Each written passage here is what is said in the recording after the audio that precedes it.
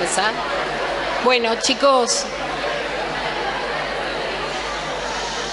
vamos a tratar de hacer un poquito de silencio para ir comenzando con la clase.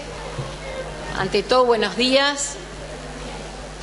Yo soy la doctora Claudia Caldiz, algunos seguramente me conocen porque puede ser que sean alumnos en el seminario.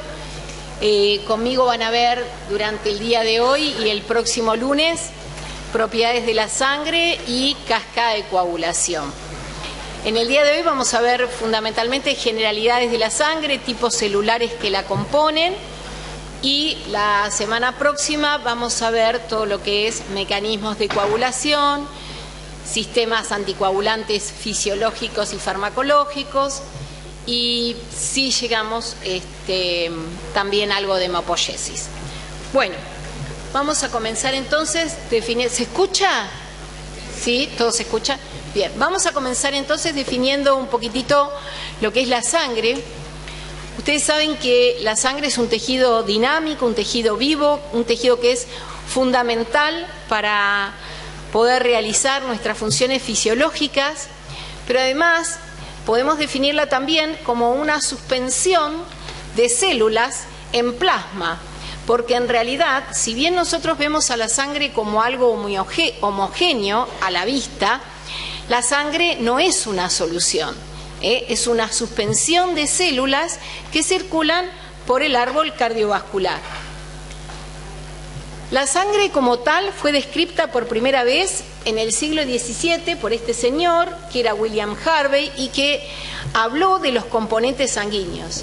La sangre, por supuesto, fue reconocida desde tiempos memoriales como una sustancia fundamental para la vida. Muchos decían que en la sangre residía la vida, pero no podían o no habían podido describir cuáles eran sus componentes hasta que este señor en el siglo XVII empieza a hablar de los componentes de la sangre. La sangre tiene variadas funciones. Es difícil por ahí en este aula interaccionar, pero a mí me gusta un poco hacerlos participar.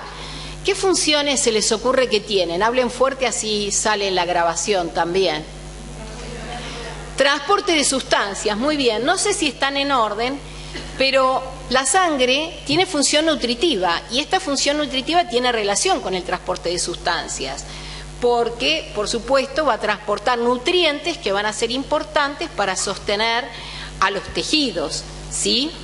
Por ejemplo, glucosa también va a transportar, ¿qué cosa fundamental para los tejidos? Oxígeno, bien. La sangre tiene función respiratoria porque tiene una proteína que es la encargada de transportar el oxígeno, y también, además, el dióxido de carbono y producir a distintos niveles la hematosis, ¿sí? También tiene función excretora porque muchos de los desechos del organismo van a ser liberados a sangre y van a ser transportados a distintos órganos para su eliminación, ¿sí? Por ejemplo, el amonio, urea, bilirrubina, etcétera. Tiene función de regulación térmica, y esto tal vez lo hayan conversado con el doctor Valverde cuando hablaron de hemodinamia. La sangre distribuye el calor corporal, ¿sí? Lo distribuye a todo el cuerpo, ¿sí? Y por eso también es que se producen mecanismos de vasodilatación o vasoconstricción dependiendo de la temperatura a la que estemos expuestos, para evitar la pérdida de calor. Tiene también función amortiguadora. ¿A qué les parece que me refiero con esto de función amortiguadora? Regula el pH, exactamente. En la sangre hay distintos sistemas que se encargan de mantener el pH constante. Ustedes saben que el pH en el cuerpo, en el organismo humano, es de 7.4 y debe mantenerse con muy poquita variación. Y la sangre justamente tiene o posee sistemas amortiguadores como el sistema de bicarbonato, sistemas fosfatos, las proteínas que actúan regulando el pH. Tiene también, como ustedes dijeron, transporte de sustancias, pero entre esas sustancias tiene como función la distribución de hormonas, ¿sí? Todo lo que son hormonas que se secreten a torrente sanguíneo y que actúen de forma verdaderamente endocrina, van a ser distribuidas por sangre, ¿sí? Y también tiene función de defensa, ¿gracias a qué? Gracias a los glóbulos blancos, que van a actuar justamente como parte del sistema inmune. Así que, como verán, realmente la sangre es muy importante para el funcionamiento del organismo. ¿Cuánto volumen tenemos de sangre? Bueno, el volumen de sangre es lo que se llama volemia y es aproximadamente un 7% del peso corporal. Siempre cuando hablamos de peso corporal hablamos de un individuo ideal de 70 kilos, ¿sí? Así que aproximadamente, si es el 7%, 0,07 por 70 da 4,95 litros de sangre, aproximadamente es el volumen corporal. Y decimos que si el volumen es normal, hay una normovolemia. Si ese volumen disminuye, por ejemplo por una hemorragia, puede haber una hipovolemia y también puede haber algunas situaciones de hipervolemia, de aumento del volumen, ¿sí? Estos términos se los puse para que se vayan familiarizando, porque son términos que vamos a utilizar a lo largo de la cursada y que ustedes después como médicos van a utilizar a lo largo de toda su trayectoria profesional. Bien, ¿cómo está compuesta la sangre? La sangre está compuesta un 58% de plasma y un 42% aproximadamente, 45% de células. Dentro de esos tipos celulares ustedes saben que hay glóbulos rojos y una pequeña proporción de glóbulos blancos y plaquetas. Esto lo podemos ver así si nosotros hacemos un proceso de centrifugación de la sangre que se los voy a explicar un poquitito más adelante.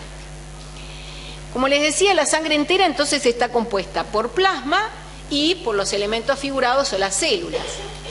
Ese plasma ocupa, como les dije, aproximadamente entre un 46 a un 63%, dependiendo del individuo, dependiendo de su estado de hidratación, y las células entre un 37 a un 54%. El plasma fundamentalmente está compuesto por agua, proteínas y otros solutos, y ahora vamos a ver en detalle la composición en la próxima diapositiva. Y las células, como ya dijimos, glóbulos rojos, plaquetas y glóbulos blancos. Esta es la composición del plasma. El plasma está compuesto por agua en un 92%. Y el agua es importante porque actúa como una sustancia de solubilización de distintas moléculas, tanto orgánicas como inorgánicas. También actúa para suspensión de células y para distribución del calor. Otro componente importante del plasma son las proteínas. Las proteínas plasmáticas ocupan en porcentaje un 7%. Y dentro de esas proteínas, la más importante es la albúmina, que está en un 60%. Contribuye a lo que es las proteínas del plasma. Esta albúmina es importante porque va a dar presión oncótica, es decir, va a contribuir a la osmolaridad plasmática oncótica o coloidosmótica, porque ustedes saben que no está totalmente soluble. También la albúmina es importante porque va a fijar lípidos y hormonas. Otra proteína que es importante, o otras proteínas que son importantes, son las globulinas. Son proteínas transportadoras, también transportan hormonas y lípidos, y ustedes tal vez las conozcan más porque, si les digo globulinas, ¿en qué piensan? El sistema inmune, las inmunoglobulinas, ¿sí? Otra proteína que vamos a ver, sobre todo el próximo teórico, es el fibrinógeno. El fibrinógeno está en un 4% en el plasma, pero es un componente fundamental para la coagulación. De hecho, se define la coagulación como el proceso que transforma al fibrinógeno, que es soluble, en una proteína insoluble, que es la fibrina. Pero este fibrinógeno es fundamental para que se produzca la coagulación sanguínea. Otras proteínas que están en mucho menor proporción son proteínas regulatorias, como hormonas, enzimas. Y además de agua, proteínas, también tenemos otros solutos. Algunos ustedes ya los vieron, los electrolitos, ¿sí? Cloro, sodio, potasio, vieron la importancia que tenía mantener esa concentración plasmática para, por ejemplo, generar ¿qué cosa? ¿Por qué es importante mantener estas concentraciones plasmáticas? ¿Se acuerdan cuando hablaron de la concentración del potasio, por ejemplo? Podía modificar el estado del potencial de membrana, ¿sí? Y además, de hecho, muchos de ellos son importantes para generar potenciales de acción en las células excitables.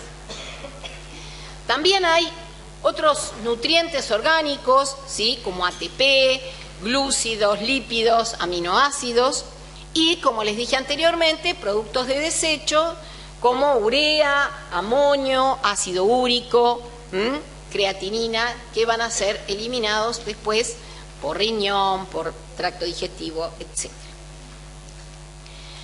Bien, pero lo que nos importa hoy particularmente son los componentes figurados o los componentes celulares de este sistema sanguíneo.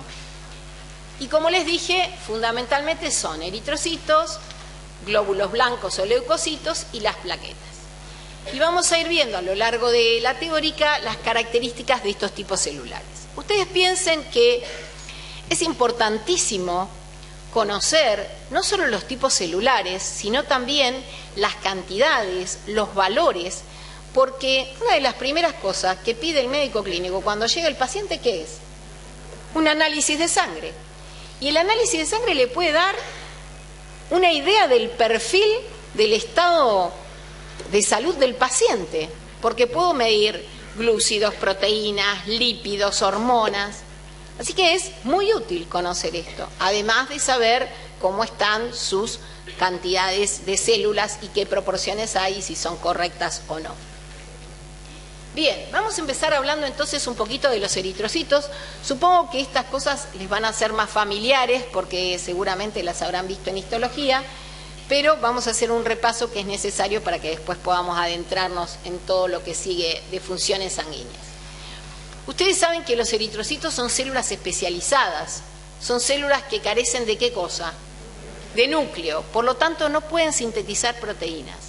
Son, en realidad, podríamos decir, como una bolsa que contiene fundamentalmente a una proteína, que es la hemoglobina, que va a ser la proteína encargada de transportar el oxígeno. El oxígeno es un gas poco soluble, y si nosotros dependiéramos de la difusión del oxígeno en líquido, sería bastante complicado poder generar ese intercambio gaseoso. Por eso es importante esta proteína, que es la transportadora de oxígeno. Estos eritrocitos además tienen una forma particular, que es esa forma discoidal o bicóncava, y si vinieron a las teóricas del doctor Valverde, algo les habrá dicho de por qué es importante esa forma bicóncava. Esa forma bicóncava es importante porque justamente cuando los eritrocitos están pasando a través de los capilares, ¿sí?, necesitan deformarse, y esa forma bicóncava favorece la deformación más allá de la composición de la membrana, que ahora la vamos a ver. Pero también es cierto que esa forma le permite al eritrocito tener una mejor relación superficie celular-volumen, y por lo tanto favorece la difusión del oxígeno, ¿sí? Si bien es cierto que dijimos que el eritrocito fundamentalmente lo que tiene es una membrana, su membrana es compleja, tiene gran cantidad de intercambiadores, tiene proteínas como actinas, proteína de banda 3, esto lo habrán visto seguramente con detalle en biología, espectrinas, anquirinas, todas proteínas que le permiten justamente a esa membrana ser flexible de alguna manera, poder deformarse, y también tiene el eritrocito otros componentes como el 2,3-difosfoglicerato, que le va a permitir de alguna manera a la hemoglobina ceder o retener oxígeno, una enzima que es fundamental para lo que es la generación de los componentes buffer, como es la anidrasa carbónica, que disocia el ácido carbónico y forma bicarbonato y dióxido de carbono, un intercambiador cloro-bicarbonato, y también acuaporinas, que ustedes saben son proteínas que permiten el transporte de agua dentro del eritrocito. Así que si bien es una célula nucleada, es una célula compleja y que tiene una función fundamental en el organismo. Muy bien, ¿Cómo medimos la cantidad de eritrocitos? ¿Cuántos eritrocitos tenemos? ¿Es importante? Bueno, si dijimos que la función del eritrocito es transportar oxígeno, es importante también tener un número adecuado. La concentración de eritrocitos, ¿sí?, se puede medir, o la cantidad de eritrocitos se puede medir como recuento globular, que es el número total de eritrocitos por milímetro cúbico. Eso se hace en general en el laboratorio con equipos que se llaman citómetros, que cuentan y pueden distinguir los distintos tipos celulares y cuentan a los tipos celulares. El número o el valor de eritrocitos por milímetro cúbico, aproximadamente 4.5 millones por milímetro cúbico. Como ustedes ven, también los valores se diferencian por sexo. En general hay más cantidad de eritrocitos en el hombre que en la mujer, pero en promedio 4.5 millones por milímetro cúbico. La cantidad total de eritrocitos, ¿sí?, en los 5 litros de sangre son unos 25 por 10 a la 12 aproximadamente. Si ustedes ahora van a su casa y miran cualquiera de los análisis de sangre que seguro tienen, van a ver que todas estas cosas de las que vamos a hablar hoy están medidas en esos análisis clínicos, ¿sí? Bien. ¿Cómo hacemos para medir estas cosas? Bueno, ustedes van a tener subido al entorno de la cátedra un video explicativo de cómo es la técnica para hacer una venopunción para extraer sangre. Y les recomiendo que lo lean y que lo miren al video, que lo lean, no, que lo miren, porque en el trabajo práctico, por una cuestión de tiempo, no vamos a explicar esto, sino que lo vamos a dar por sabido. Por eso les recomiendo que entren al entorno y que vean todo este video explicativo de cómo se hace una extracción de sangre. Una vez que la sangre se extrae en el laboratorio, en general los técnicos ya conocen por código, cada tubo tiene un color. No sé si vieron alguna vez que hay tubitos con tapas de distintos colores, hay verde, hay violeta, hay roja, hay azul, y cada uno tiene un código. Algunos tienen algún anticoagulante específico, otros no, pero algunos de los tubos lo que se hace es, se centrifugan, se llevan, ¿sí?, a una máquina centrífuga que lo que hace es dividir por peso, generar una fuerza y divide esto por peso. Entonces el plasma, como les había mostrado en la diapositiva anterior, queda en la parte superior y las células en la parte inferior, ¿sí? Y de esta forma puedo medir, por ejemplo, algo que tal vez han escuchado nombrar, que es el hematocrito. En realidad, para el hematocrito se usan unos tubos especiales, que son unos capilares que vienen graduados.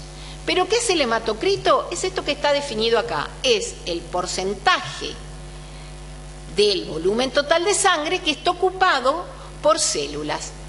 Y aproximadamente ese porcentaje es de un 47 a 48%. También dependiendo del estado del paciente, dependiendo del sexo, ¿sí?, dependiendo del estado de hidratación. Pero en general el hematocrito es entre 45 a 48, 49%. Obviamente que para hacer esto, perdón porque no lo aclaré, la sangre tiene que estar anticoagulada. Le vamos a poner alguna sustancia que impida que la sangre coagule para poder hacer realizar estas técnicas. Pero entonces, además del recuento globular, otro valor importante es el hematocrito. Porcentaje, ahora no es cantidad, ahora miro en porcentaje, en un volumen dado de sangre, cuánto ocupan los eritrocitos. ¿Sí? Como les dije, bueno, de estas células la mayor parte son glóbulos rojos y los valores normales de hematocrito están puestos acá en pantalla. Fíjense, para hombre de 47 a 49, en la mujer es un poco menor, de 38 a 45. En embarazadas también hay una disminución porque en general aumenta el volumen plasmático porque puede haber retención de líquido. Entonces, disminuye el hematocrito, y esto es fisiológico, no es por ninguna alteración, y también el hematocrito es menor en niños.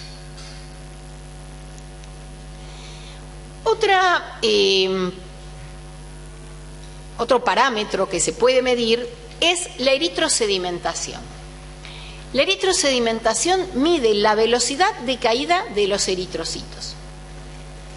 Y los eritrocitos pueden caer por su peso específico también. Tenemos sangre anticoagulada, a la cual la vamos a poner en unas pipetas especiales y vamos a dejar que solamente por tiempo los eritrocitos decaigan. La eritrosedimentación se produce por diferentes causas, pero en general lo que se dice es que, voy a pasar un poquitito, los eritrocitos cuando caen forman este efecto de pilas de monedas o efecto rouleau. Uno piensa, bueno, los eritrocitos en general se repelen porque tienen cargas negativas, pero los eritrocitos están suspendidos en plasma que tiene proteínas. Y una de las proteínas, que yo les nombré anteriormente, es el fibrinógeno. Este fibrinógeno puede neutralizar las cargas y hacer que esos eritrocitos se depositen, ¿sí? Esa eritrosedimentación se mide en milímetros por hora y en realidad no es diagnóstico de nada, sino que solamente nos da una idea de que si su valor está alterado, puede haber algo que esté fuera de los parámetros normales, pero no puedo hacer ningún diagnóstico con esto. Solamente decir, bueno, puede haber un estado inflamatorio, puede haber una infección, pero después tendré que ir a hacer algo más específico para diagnosticar. No es diagnóstica la eritrosedimentación, pero sí se mide, y ya les digo, los valores normales están entre 0 a 6, pero en alguna bibliografía pueden dar un rango mayor porque ya es bastante inespecífica la eritrosedimentación. Bien, como les decía, la función primordial de los eritrocitos es el transporte de gases. Y para eso tienen esta proteína que es la hemoglobina. La hemoglobina es una proteína compleja, es un tetrámero que está formado por 2 cadenas alfa, que están acá, y 2 beta, que a su vez tienen unido un grupo M, ¿sí?, que contiene hierro. Estos grupos en realidad son anillos de protoporfirina que contienen a este hierro y que está en estado ferroso, que cuando incorpora el hierro pasa a estado férrico. Y esta hemoglobina en realidad puede aparecer con distintas isoformas. Fundamentalmente la hemoglobina del adulto es hemoglobina A y tiene, como les dije, 2 cadenas alfa y 2 betas. Pero también hay un subtipo de hemoglobina A2 con 2 cadenas alfa y 2 delta, lo que difieren es en la cantidad de aminoácidos. También hay una hemoglobina fetal que tiene mayor afinidad por el oxígeno, que es 2 alfa, 2 gamma, y una hemoglobina embrionaria 2 alfa, 2 épsilon. Una cosa que sí es importante es la concentración normal de hemoglobina, la cantidad de hemoglobina que hay en gramos cada 100 mililitros de sangre. Y eso sí se determina, el valor normal es de 12 a 16 gramos por decilitro.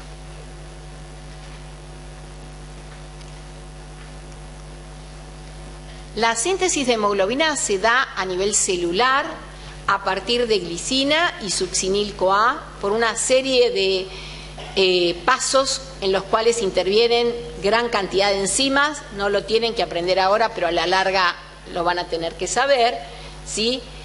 Estos pasos enzimáticos se dan parte en el citosol de la célula, sobre todo lo que es la unión de succinil-CoA y glicina es a nivel mitocondrial, obviamente. Esto a través de la porfobilinógeno sintasa genera esta sustancia que es el porfobilinógeno, que en el citosol a través de una enzima sintasa forma el uroporfirinógeno que se carboxila y entra nuevamente a la mitocondria para formar, a través de distintas reacciones, la porfirina o grupo M que contiene el hierro. Así como hay distintos tipos de hemoglobinas que son normales, como la fetal, la embrionaria, puede haber también algunas hemoglobinas anormales. Y estas hemoglobinas anormales dan dos patologías que son bastante características, como son las talasemias y las porfirias.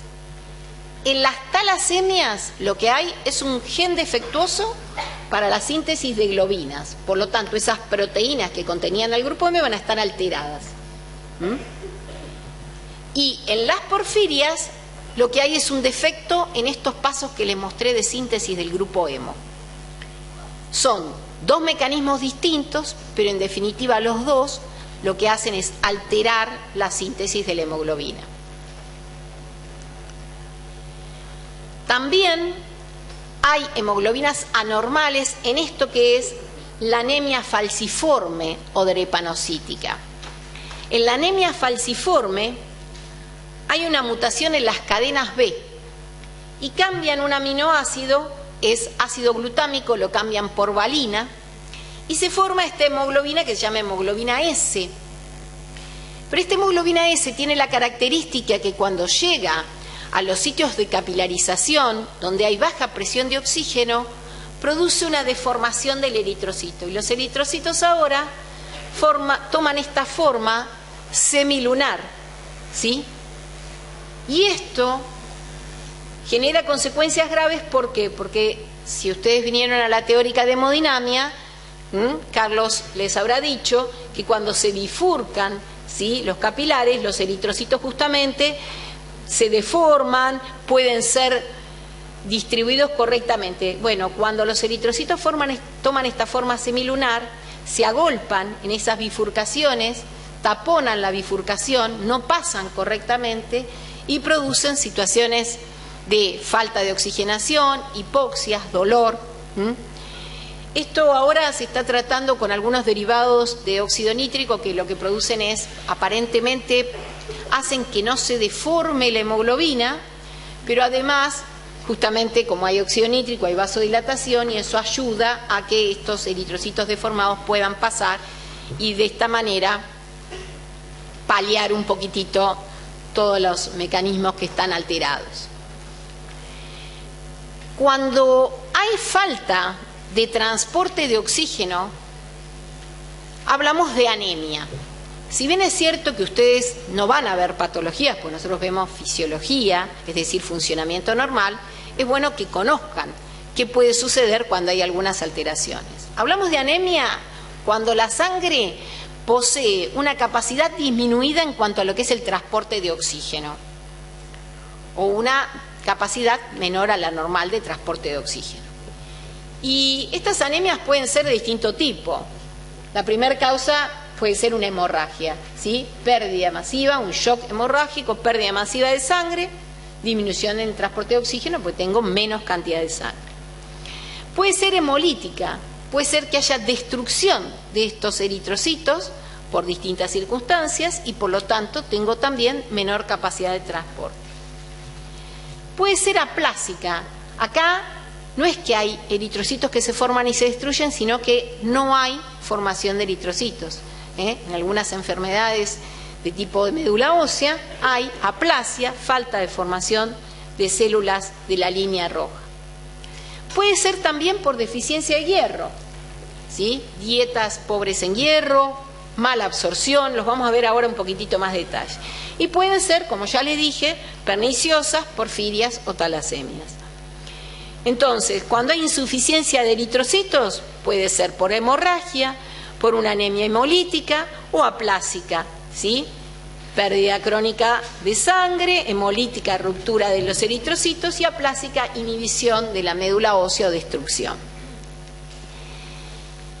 Cuando hay disminución del contenido de hemoglobina, puede ser o por deficiencia de hierro, secundaria a la hemorragia, o porque hay falta de ingesta de hierro en la dieta. Ahora con esto de que están tan de moda las dietas vegetarianas, hay que tener también cuidado con el balance y la ingesta de hierro, porque pueden algunas dietas vegetarianas severas conducir a anemias.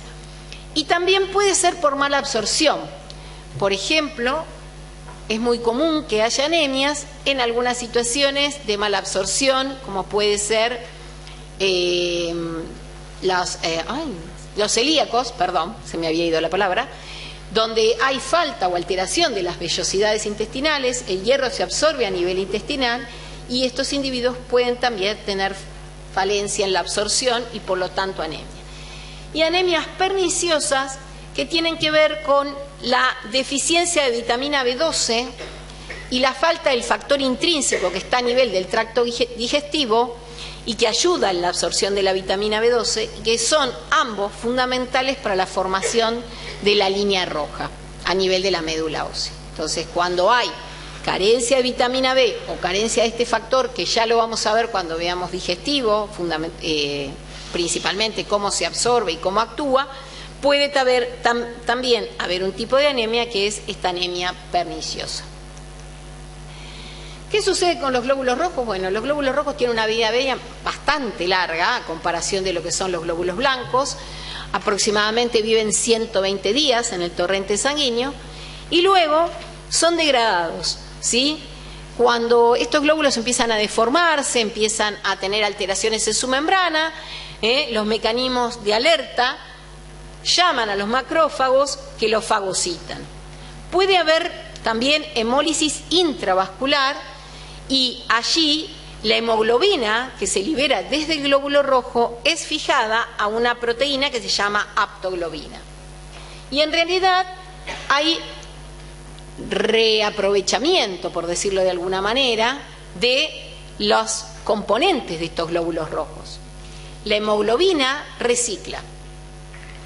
A nivel del vaso, que es donde se produce la degradación de estos glóbulos rojos, la globina puede ser degradada a aminoácidos y puede pasar al torrente circulatorio donde se reusa para la síntesis de nuevas proteínas. Y el grupo M puede ceder el hierro, que a nivel de circulatorio es unido a una transferrina, una proteína transportadora.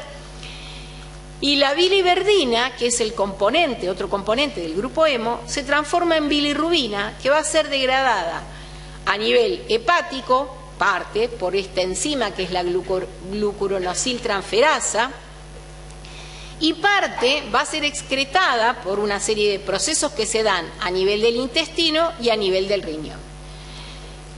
Los productos de degradación de la bilirrubina son los que le dan coloración tanto a la orina como a las heces, ¿sí?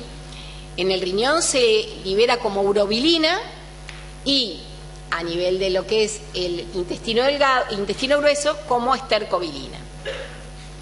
También el hierro que está transportado por transferrina va a ser reutilizado a nivel de la médula ósea junto con la vitamina B12 que les nombré anteriormente y a través de la enzima eritropoyetina para volver a formar células de la línea roja. Así que, como verán, la degradación y la utilización de la hemoglobina es un mecanismo complejo.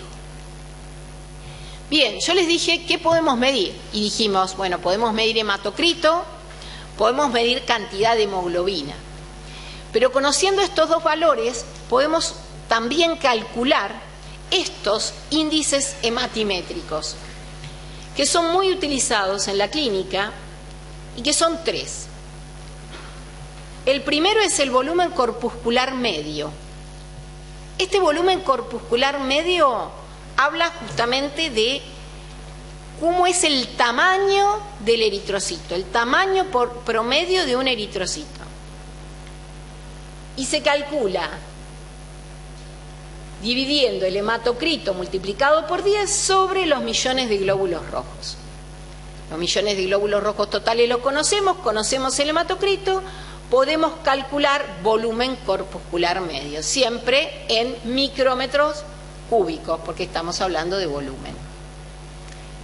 Aproximadamente un eritrocito normal tiene un volumen de 87 micrómetros cúbicos, entre 87 y 90 micrómetros cúbicos.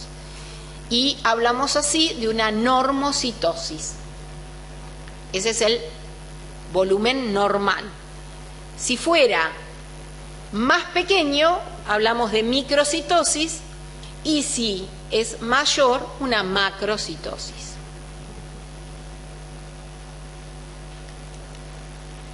Otra cosa que podemos calcular es la hemoglobina corpuscular media, que es la cantidad de hemoglobina promedio para cada eritrocito.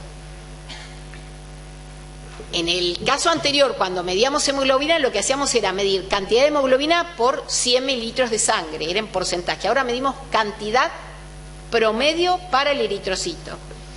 Y esa hemoglobina corpuscular media se calcula en hemoglobina en por ciento, que es el valor que nosotros podemos determinar, multiplicado por 10, sobre los millones de glóbulos rojos. Ese valor aproximadamente da 29 más menos 2 picogramos. Es decir, que la cantidad de hemoglobina promedio para cada eritrocito es de aproximadamente 29 picogramos. Esto es cantidad.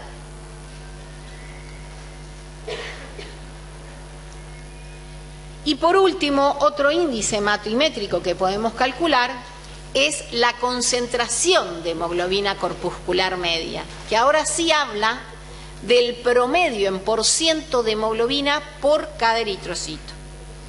Y ahora es concentración de hemoglobina sobre hematocrito. Y esto, como es promedio, está en porcentaje. Esto es concentración de hemoglobina sobre hematocrito, es la concentración por eritrocito de hemoglobina. ¿Cuánto hay en por ciento por eritrocito? Por eso lo dividís por el hematocrito. Todos estos valores los utiliza el clínico, tanto la cantidad de hemoglobina en porcentaje, el hematocrito y los 3 índices hematimétricos. Y eso sí me pueden servir para hacer diagnóstico, porque una cantidad disminuida de hemoglobina, una cantidad disminuida de glóbulos rojos, un hematocrito disminuido, pueden estar dando señales que son diagnósticas, por ejemplo, de anemias. Bien, entonces, en resumen, respecto a lo que es la serie roja, nosotros podemos medir hematocrito, el recuento globular, hemoglobina, ¿sí? Esto lo puse en por ciento porque acuérdense que son gramos por decilitro, volumen corpuscular medio, hemoglobina corpuscular media y concentración de hemoglobina corpuscular.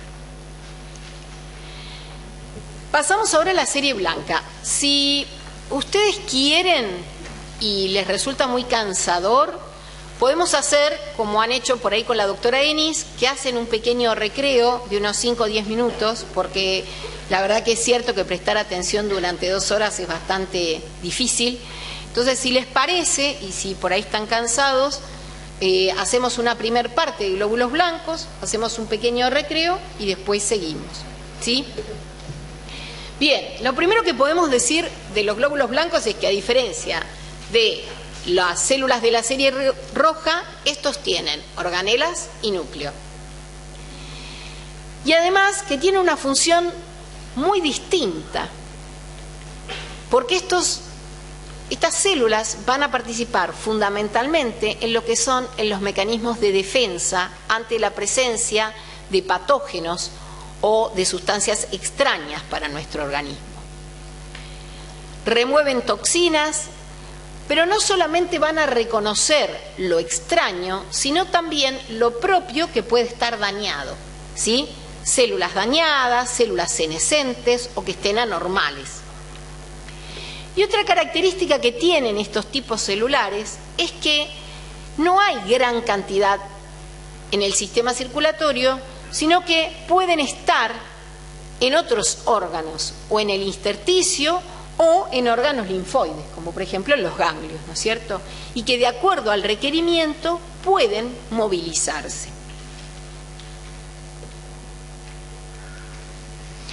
Una cosa que pueden hacer estos glóbulos blancos es sufrir este mecanismo de diapedesis. Pueden atravesar y salir del torrente circulatorio y atravesar y pasar al tejido y viceversa. Es decir, pueden estar circulando por distintos sitios del organismo. Esto tal vez ustedes lo saben más que yo porque lo vieron hace relativamente poquito, y si no, hacemos un repaso todos juntos. Bueno, los glóbulos blancos, como ustedes saben, se clasifican en general basándose en lo que es la presencia de gránulos al microscopio óptico. Y por lo tanto podemos hacer una primera división, que es: los que tienen gránulos se llaman granulocitos y los que carecen de gránulos son agranulocitos. Dentro de los granulocitos tenemos basófilos, eosinófilos y neutrófilos.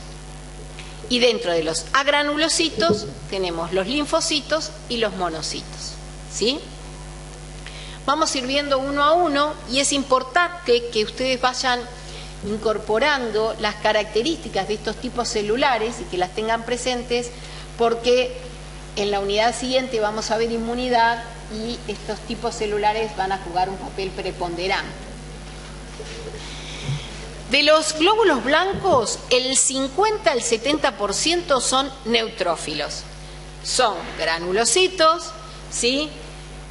Son característicos porque tienen este núcleo trilobado, que se ve perfectamente al microscopio óptico, y tienen gránulos que fundamentalmente van a tener enzimas bactericidas.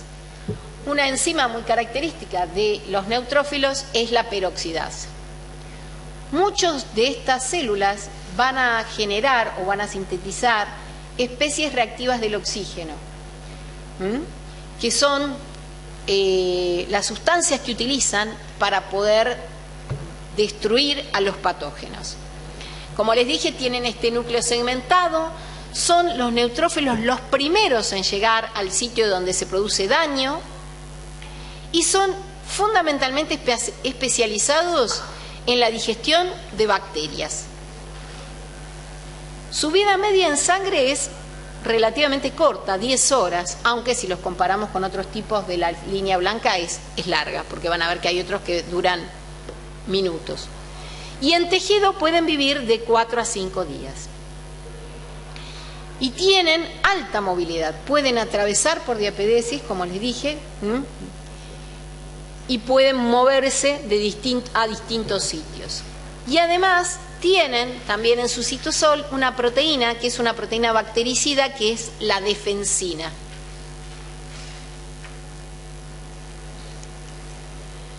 Otro tipo celular dentro de los granulocitos son los eosinófilos, y estos están en mucho menor proporción, de 2 a 4%. Tienen gránulos de color rojizo o naranja. Su núcleo es característico porque es bilobulado y fundamentalmente participan en la defensa cuando hay invasiones parasitarias o cuando hay infecciones por parásitos. Su número aumenta mucho, ¿sí? Y es característica. Liberan compuestos tóxicos como enzimas hidrolíticas que directamente actúan sobre la superficie del parásito y tienen una vida media corta en sangre, de minutos. ¿Se acuerdan? Yo les dije, los neutrófilos 10 horas, estos minutos.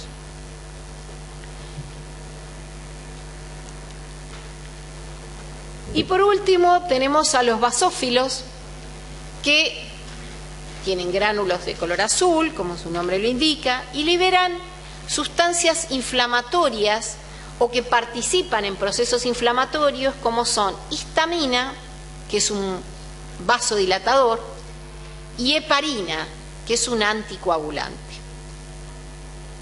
También producen citoquinas, que son moléculas de señalización, fundamentalmente interleuquina 4.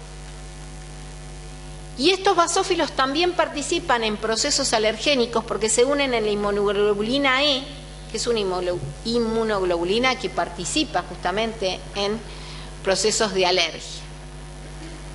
También su número aumenta por estrés, ya sea por frío, por situaciones que pueden involucrar al sistema nervioso, en situaciones de depresión, pueden cambiar, ¿sí? Y de hecho, ustedes van a ver que últimamente se ha acuñado un término que es enfermedades de tipo neuroinmunoendocrinas, porque ahora se sabe que los sistemas no actúan tan independientemente de unos de otros y que situaciones, por ejemplo, traumáticas o situaciones de disfunción a nivel del sistema nervioso pueden causar también alteraciones a nivel de lo que es el sistema inmune. Yo no me voy a detener mucho en sistema inmune porque después, dentro de 2 clases, la doctora Munidia va a hablar de todo lo que es inmunidad y por eso solo les presento a los componentes celulares. Bien, y ahora dentro de los agranulocitos tenemos 2 tipos. Los monocitos, que son tal vez las células más conocidas porque estos monocitos son grandes, son mucho más grandes que los glóbulos rojos, tienen un núcleo arriñonado, conforman aproximadamente un 8% de los glóbulos circulantes y están por corto tiempo en la circulación porque se extravasan, entran a los tejidos y se transforman en macrófagos. Y estas células per se tienen importancia porque pueden degradar a patógenos, pueden fagocitarlos, pero además pueden transformarse en células que van a presentar antígenos. Cuando degradan a los patógenos, parte de la estructura de esos patógenos puede ser expuesta en la membrana de estas células y estas células ahora pueden presentarles esas estructuras a células de la inmunidad secundaria o a los linfocitos. Ya lo van a ver más adelante, pero bueno, empecemos a pensar en estas cosas, ¿sí? Muchos de estos tipos celulares también tienen receptores, ¿sí?, que van a reconocer estructuras de los patógenos y van a poder asociarse a ese patógeno para degradarlo.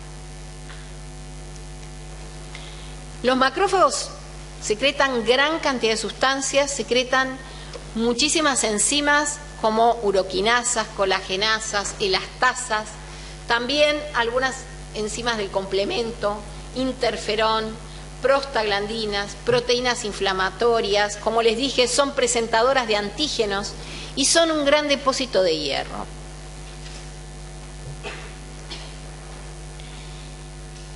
Todos estos tipos celulares utilizan distintas vías de destrucción. Algunas se las nombré, les dije, los neutrófilos, por ejemplo, utilizan vías de destrucción que son dependientes de oxígeno, ¿sí? Tienen, por ejemplo, una enzima que se denomina NOx o NADPH oxidasa, que lo que hace es reducir al oxígeno formando superóxido, y esas especies del oxígeno, el superóxido, el agua oxigenada, los hidroxilos, son dañinas, son tóxicas y de esa forma eliminan a los patógenos. También hay vías independientes de oxígeno que están mediadas fundamentalmente por enzimas, ¿sí? Les dije, en algunos gránulos, como son los gránulos azurófilos, hay lisosimas, elastasas, mieloperoxidasas, y en otros gránulos más inespecíficos hay citocromos, colagenasa, lactoferrina. Y de esa forma pueden degradar al patógeno. Pero también hay otro tipo celular importante, que también son agranulocitos, y que son los linfocitos, y que en porciento le siguen a los neutrófilos. Hay un 20 a un 30% de estos linfocitos. Y también están en un continuo recircular desde la sangre a los tejidos. Una mínima parte está circulante y hay 3 clases. Linfocitos T, que participan, como ustedes sabrán, en la inmunidad celular y que son sintetizados en el timo. ¿Se acuerdan dónde está el timo? Bien, a nivel del cuello, por debajo de la tiroides. Perfecto. Hay 3 clases, entonces, linfocitos T, inmunidad celular, linfocitos B, que participan en la inmunidad humoral, que son los que van a sintetizar, ¿sí?, a los anticuerpos, y que en nosotros son formados en la médula ósea. En realidad, esos linfocitos B se llaman así porque en las aves se forman en la bolsa de Fabricio, que está cerca de la cloaca. Esto voy a permitirme una licencia porque como soy bióloga, las aves no tienen separado lo que es vejiga y tracto digestivo con ano, sino que tiene lo que se llama una cloaca, y ahí cerca está la bolsa de Fabricio Y es allí donde se producen los linfocitos B. Ustedes no tienen por qué saber esto, solo se los explico de dónde sale el nombre. Pero en nosotros los linfocitos B se forman a partir de la médula ósea. ¿Alguna duda o pregunta o algo para comentar? Comentémoslo entre todos porque son muchos. Bien, y hay otro tipo celular que son estos linfocitos natural killers o asesinos naturales, que se encargan fundamentalmente de proporcionar una inmunidad que es generalizada. Reconocen fundamentalmente células propias que están alteradas, células tumorales, algunas células infectadas por virus, y estos natural killers lo que hacen es se activan, se unen a las células que pueden estar afectadas, generan poros, y a través de esos poros podemos decir que inyectan enzimas que producen la degradación, y además se va a producir un shock osmótico producto de esa generación de poros, y así matan a las células que puedan estar dañadas. Hay algo que es importante que sepan, porque esto es lo que va a aparecer fundamentalmente en los análisis de sangre. Aparece lo que se llama la fórmula leucocitaria. Y esa fórmula leucocitaria puede verse de forma relativa o de forma absoluta. La forma absoluta indica el número real de células. Entonces, yo les dije, los neutrófilos son los que están en mayor número y hay de 4.500 a 4.800 aproximadamente. Le siguen los linfocitos, 1.800 a 2.200 aproximadamente. Luego los monocitos, 300 a 400, eosinófilos, unos 150 a 200, y los basófilos, que están en muy poquita cantidad, 40. Eso es la fórmula absoluta, es decir, el número total. Y la fórmula relativa es el porcentaje de cada uno en un 100%, que sería el número total. ¿Sí? Neutrófilos, linfocitos, linfocitos, monocitos, eosinófilos y basófilos. Las dos en general aparecen en los análisis, aparecen en relativo y en absoluto. Los cambios en el número de estos linfocitos pueden estar indicando infecciones. Cuando aumenta por encima de 8.000 el número de glóbulos blancos, hablamos de una leucocitosis, ¿sí? Acá. Y cuando el número disminuye por debajo de 4.000 por milímetro cúbico, siempre estoy hablando de milímetro cúbico cuando hablo de la absoluta, decimos que hay una leucopenia. Fíjense que también puede haber variaciones fisiológicas en el recuento de glóbulos blancos o en el recuento leucocitario. En la etapa neonatal aumenta el número de neutrófilos. En la infancia hay aumento de linfocitos, y esto es normal hasta los 4 años. Y también en el ejercicio o por estrés puede haber una redistribución y un cambio en el número. Esto no indica patologías, esto es normal, es fisiológico, ¿sí? Pero cuando estamos en un adulto, ¿sí?, y tenemos valores por debajo o por encima, podemos hablar, sí, de una alteración, de una leucopenia o una leucocitosis. Como les dije, los leucocitos tienen algunas funciones especiales, como es extravasación, diapedesis. Algunos secretan sustancias que van a generar inflamación, que van a generar vasodilatación, y esa misma vasodilatación va a favorecer que puedan atravesar los vasos. Otra cosa que tienen es quimiotaxis, es decir, pueden ser atraídos por distintas sustancias, por toxinas bacterianas, por derivados de la coagulación, como puede ser plasmina, calicreína, por algunas citoquinas, como la interleuquina 8, y por algunas proteínas producto de la cascada de coagulación, como puede ser la fibrina.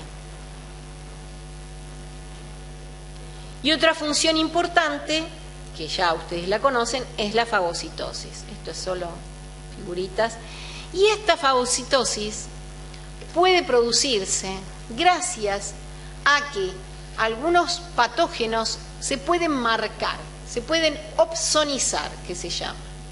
Es decir, se le pueden poner algunas moléculas que los marcan como sustancias que no son propias. ¿Sí? Ahora vamos a ver lo de la opsonización. Esto es respecto a la diapedesis. ¿Sí? Ustedes saben que ¿están cansados? ¿Quieren cortar acá y seguimos después? ¿O sí? ¿Sí? Bueno, hacemos entonces 5 minutos de descanso y seguimos con esto.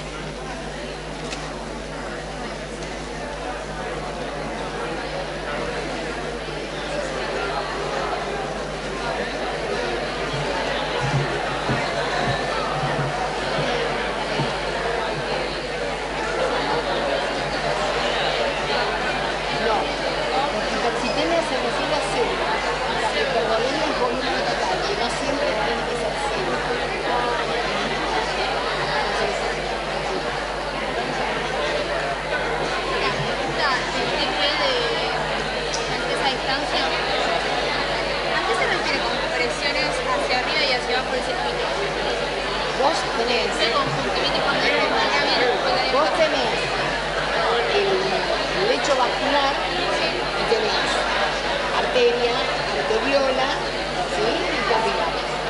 Entonces, si vos haces una vasoconstricción arteriolar, ¿qué va a pasar por arriba? De arteriola para la arteria, ¿o qué va a pasar para abajo? Eso.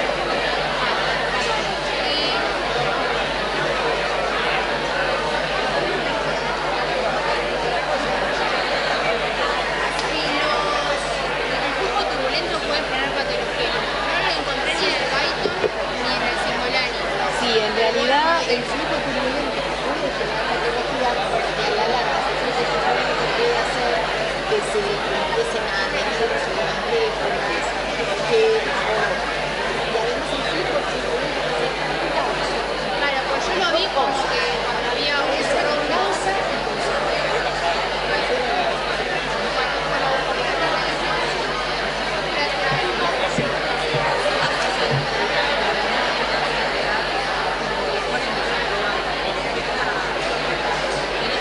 es una ausencia.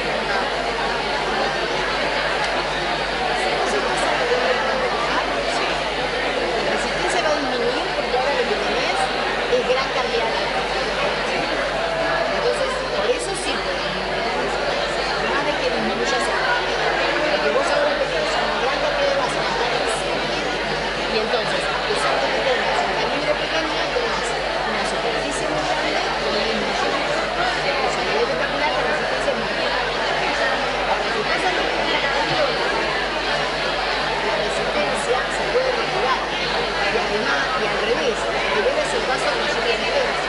Es el que vos podés regular el tiempo.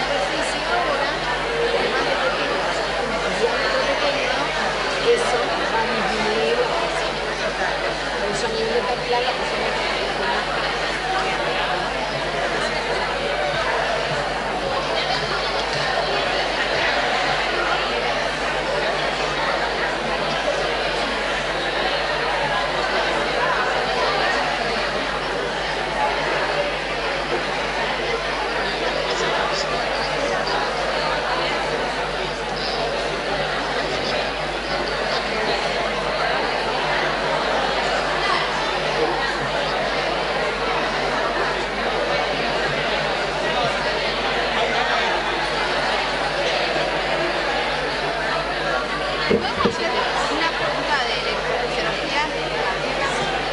Si no es electrocardiograma, No. que no es mi especialidad. Es de los canales rectificadores de potasio. Para que ponga una página tremenda. Porque viste que dice que pueden, que sacan y pueden meter también potasio. Bueno, sacan. El canal rectificador a los valores fisiológicos saca potasio. Y eso se lo dice Alejandro en la teoría inicial. Genial. El problema es que como le pusieron ese maldito nombre de anómalo, Sí. entonces se quedan con que es anómalo y con que deja de entrar. Solo deja entrar potasio en situaciones anómalas. Ah, claro, porque acá me muestra el gráfico que saca, pero acá el gráfico dice que también que sobre todo mete, pero no entendía cuándo. Mete si estás a valores muy negativos, que ustedes no llegan nunca, que son experimentales. A valores fisiológicos, el rectificador saca potasio. Es una propiedad que tiene porque tiene fisiológicamente a ese valor que gana, el rectificador saca potasio. Y por eso te mantiene el potencial a menos 90. Gracias.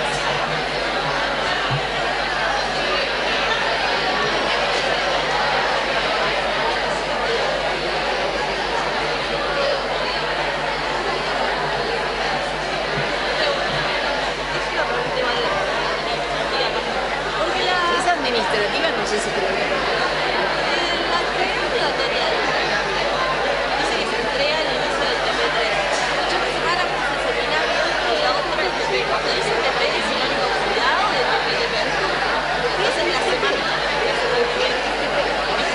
te toca el TP.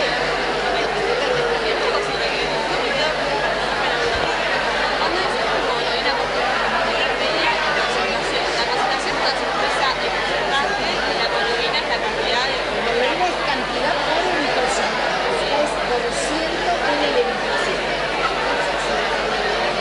¿Cuánto porcentaje tiene la hemoglobina en el hemocentro? Es un 34%. ¿Y cuánto hay en cantidad? 21%.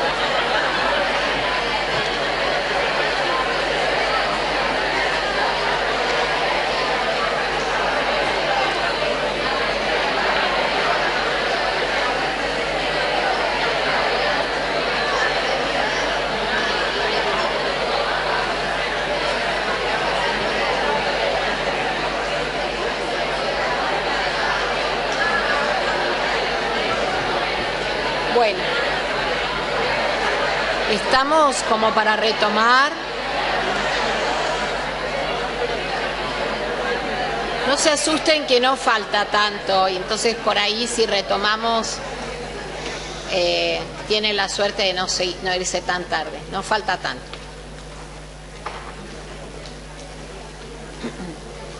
Nadie tiene, no tienen mate para convidarme yo porque vengo dando clases de las 8 y no me traje el agua. No se preocupen, no se preocupen. Bueno, no se preocupen, ya está, no se preocupen. Bueno.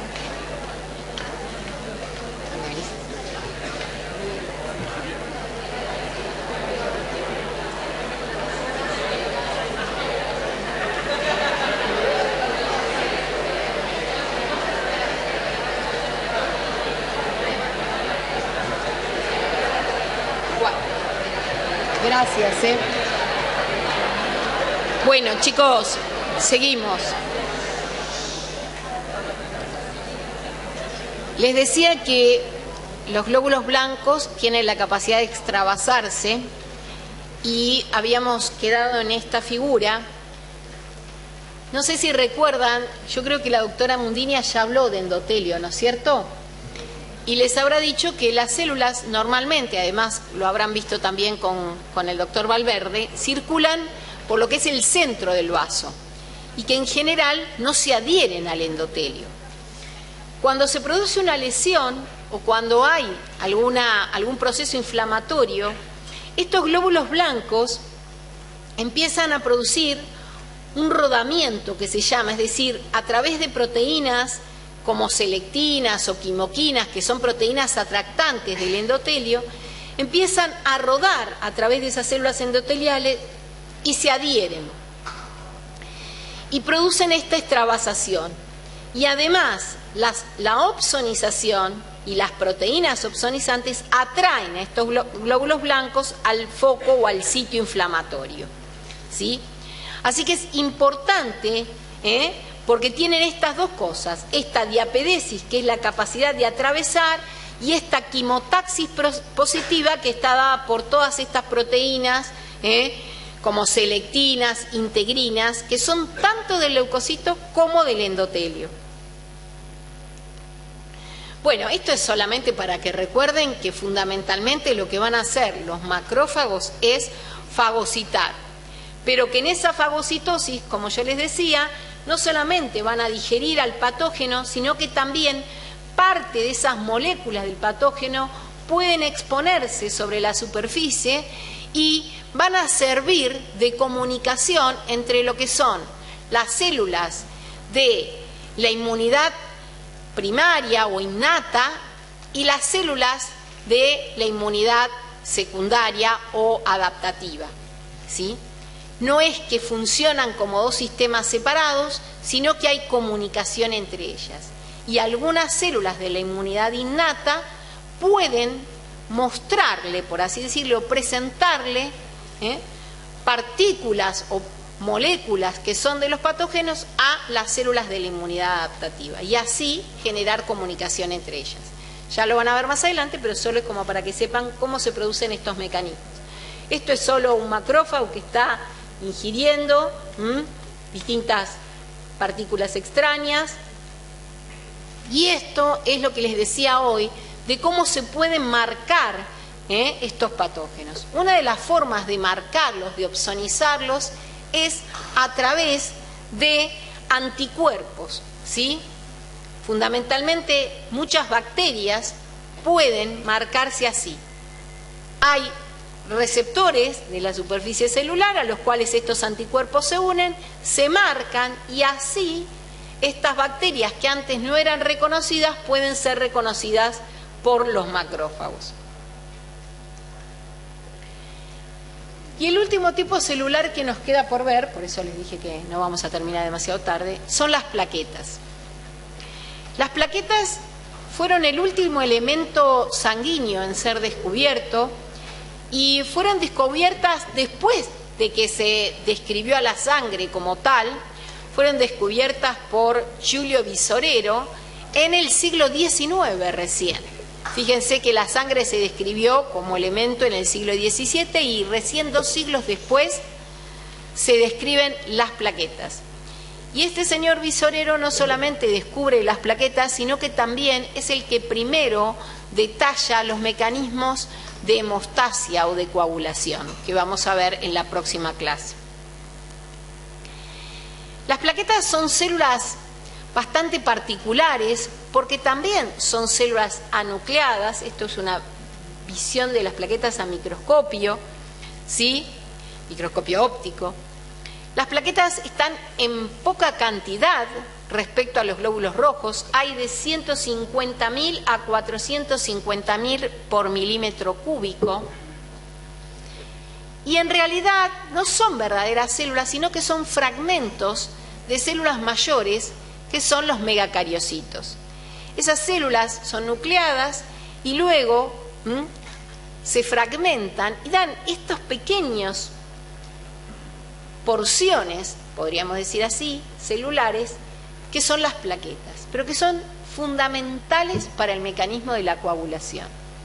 Sin las plaquetas no hay coagulación. Y tienen una estructura muy característica, tienen como un periplasma que van a ver después que tiene toda una estructura tubular que le permite comunicarse a la plaqueta el interior, el citosol, con el exterior. Tienen gran cantidad de proteínas unidas en su membrana, que son factores que van a participar en la coagulación. Y además tienen 2 tipos de gránulos en su citosol. Gránulos oscuros o densos y gránulos alfa o gránulos claros. Los gránulos alfa van a tener enzimas fundamentalmente, hidrolasas, catepsinas, y los gránulos densos van a liberar factores que son importantes para la activación de la misma plaqueta, es decir, que van a actuar de forma autócrina o parácrina estos factores, porque van a ser liberados por la plaqueta y van a actuar sobre receptores que posee la misma plaqueta. Estos factores son calcio, ADP, serotonina y hay otros. También la plaqueta secreta factores proagregantes como tromboxano A2 y algunas prostaciclinas también. Como les decía, en la superficie externa tienen un sistema canalicular, que son canales que son similares a la membrana plasmática y que permiten este acceso, la liberación de sustancias y el acceso directo al citoplasma. Cuando las plaquetas, que también están circulantes y también tienen esa capacidad de rodamiento por el endotelio cuando hay lesión, las plaquetas pueden adherirse y pueden deformarse.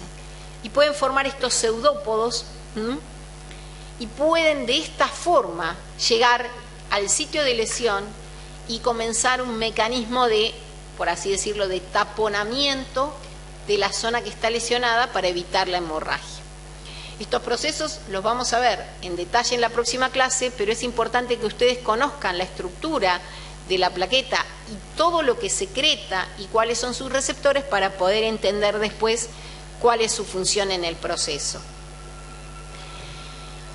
La plaqueta tiene pocas mitocondrias, tiene gran cantidad de depósitos de glucógeno y tiene además lisosomas, ¿sí?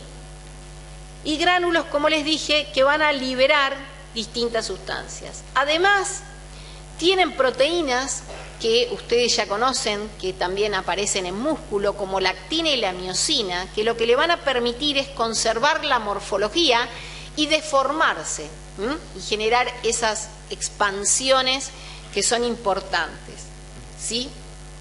Ese sistema tubular que les decía es importante porque lo que hace es regular la liberación y la retoma de calcio.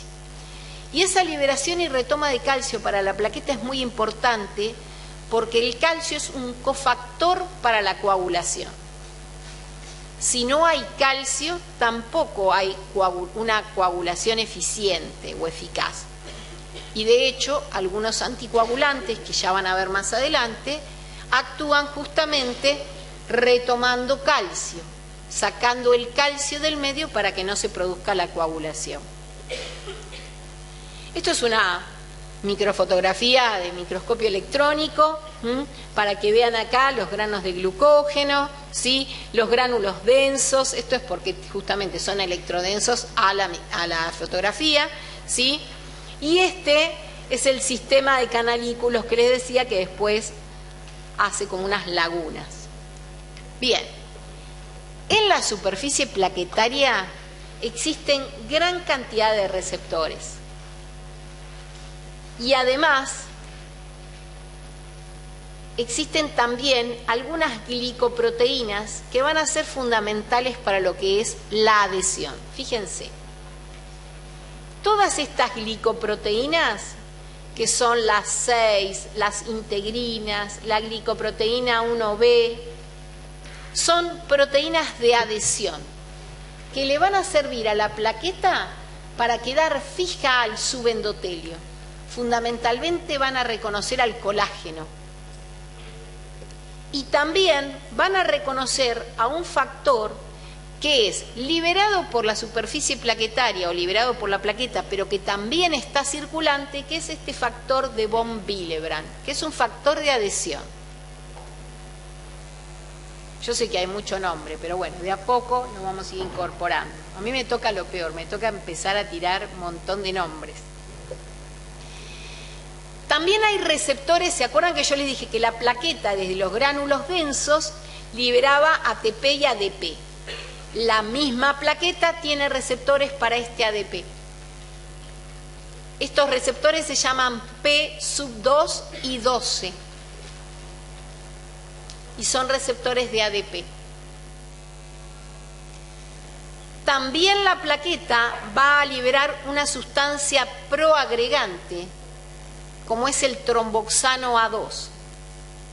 Y también la plaqueta tiene receptores para ese tromboxano A2. Son receptores TXA2R o receptores para tromboxano. Y también la plaqueta va a tener receptores de trombina. La trombina es una proteína que se va a formar en el proceso de coagulación, pero que a su vez va a actuar sobre la plaqueta, porque este mecanismo es un mecanismo que genera retroalimentación y que llama a más plaquetas. Y por último, la plaqueta tiene receptores que son glicoproteínas 2B, 3A, que van a reconocer al fibrinógeno y que van a producir este mecanismo que es la agregación plaquetaria. Es decir, que a nivel de la plaqueta se van a producir tres cosas: activación, que está dada por estos receptores de tromboxano, de trombina y de ADP. Adhesión, que va a estar dada por estas glicoproteínas que unen a colágeno, y agregación, que va a estar dada por este tipo de receptor de glicoproteína 2B3A y que va a hacer que muchas plaquetas se unan entre sí para formar el trombo o el tapón plaquetario que se llama. Yo creo que hasta acá estamos. He sido bastante benévola y con todos estos conocimientos podemos ya la semana que viene adentrarnos en coagulación, ¿sí? Bueno, nos vemos el lunes próximo.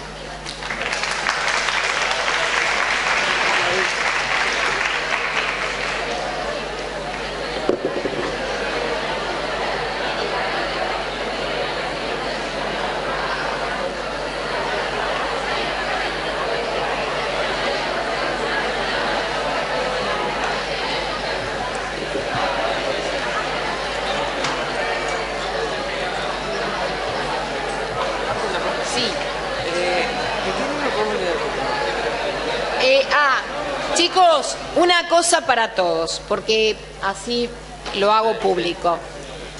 Muchos me preguntan de qué libro pueden leer el tema. Bueno, yo voy a empezar al revés. Yo les aconsejo que no empiecen leyendo de Cingolani, no porque esté mal, sino porque está complejo. Y esta coagulación, sobre todo, está difícil de entender. Toda la parte de componentes sanguíneos está bien en cualquier libro, pero la parte de coagulación en el Cingolani está compleja. Entonces les aconsejo no leerlo de ahí, por lo menos no por primera vez. Los libros que nosotros aconsejamos para leer Cascada de Coagulación son el Boron, en castellano, y el Silverton, que es donde está más claro.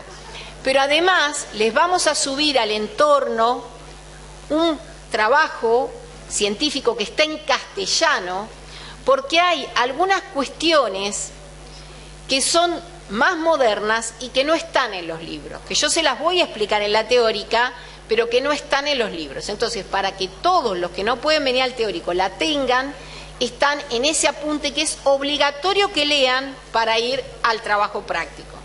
¿Está? Pero con la teórica y con lo que está en la bibliografía, ya les digo, no es que en Cingolani esté mal, está complejo para empezarlo a leer de ahí. ¿Está? Todo lo demás, características de sangre de cualquier parte.